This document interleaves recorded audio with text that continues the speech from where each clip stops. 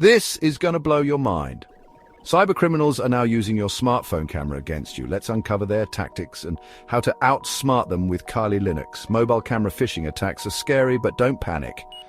Here's the lowdown hackers trick you into granting camera access through fake QR codes, malicious apps, or deceptive pop-ups.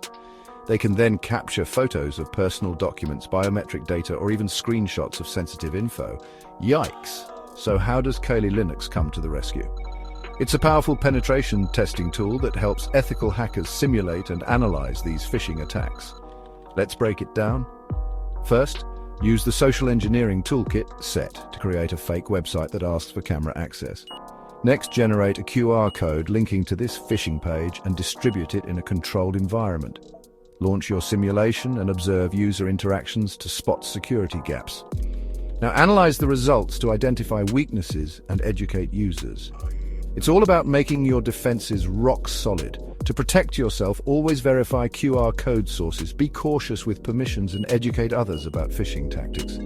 Use security tools and keep your systems updated. Remember, knowledge is power.